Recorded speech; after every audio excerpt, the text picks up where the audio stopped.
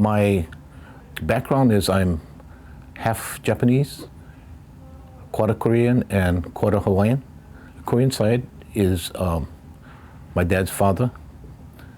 He was pure Korean, so my dad's half Korean and half Hawaiian. The Hawaiian side of the family is Kamahele from Puna, and I'm heavily influenced by that side of the family.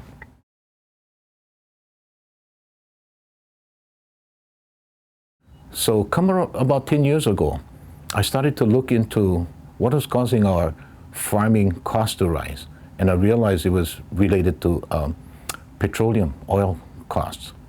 And the thing I realized was that oil was a finite resource.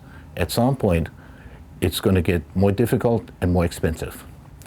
And then as I started to look into it and think 10 years down the road and our economy, how it is, I started to realize that, boy, this is pretty serious because we're really relying on tourism and the military primarily for our economy. And tourism is based on jet fuel price. When the jet fuel prices go up, the airline tickets cost more, less tourists come. So I figured, you know what, we better start diversifying. And then, you know, as you look more into it and you realize that the Big Island has the lowest median family income, the highest suicide rate, and the highest rate of homelessness, they're all related to economic situation. And the most direct relationship is education to family income. So that's what's at the bottom of it. I think one potential is this: it's not very well known, but in the early days, the deal was 7.5% of the viewing time was going to the University of Hawaii, Institute for Astronomy.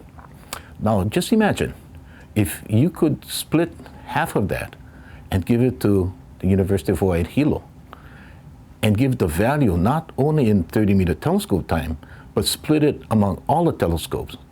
Now all of a sudden you've got students that have an opportunity that's nowhere in the world is possible. And it'll all go away if TMT goes away.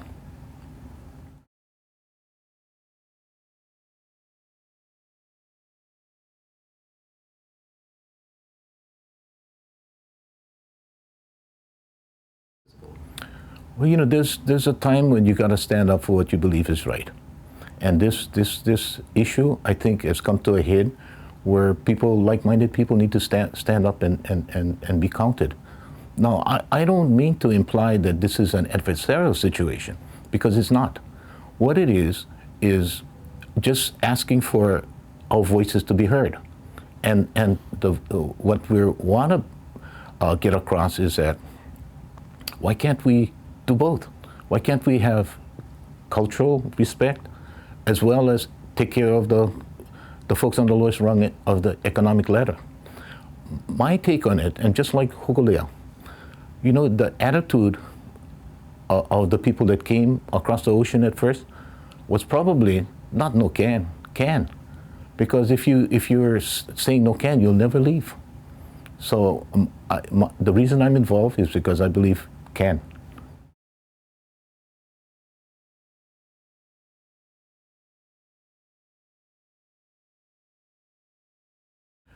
Well, you know, I was there when the president of 30-meter telescope, Henry Yang, first came to Hawaii. He came to ask the question: is it possible to sight the 30-meter telescope here on Mauna Kea? And at that time, the scientists were getting ready to start learning how to speak Spanish to move to Chile. But he came and he asked, and it didn't take me very long to realize that this guy was a different kind of guy. He was somebody that you could do business with on a handshake.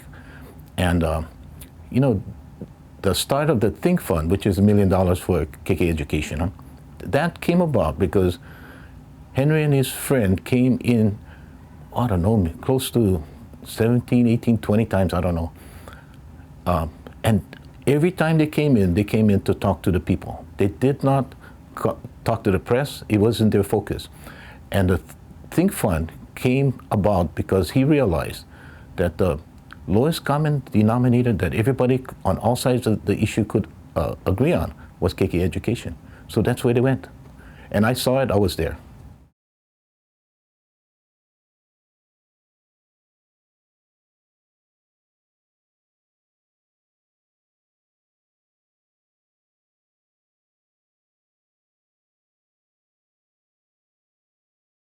Well, as I said, I've been at it from the start and real close in, so I actually know what they've done. And of all the big companies in Hawaii, all of the big companies should copy the TMT because they tried to do everything right. They just did.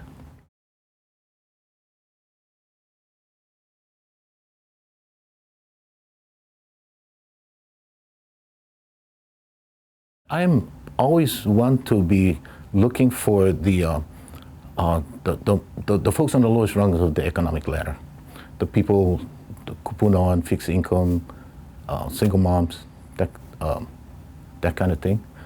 And so when we're looking at it that way, we got to make sure that this is about all of us, not just a few of us.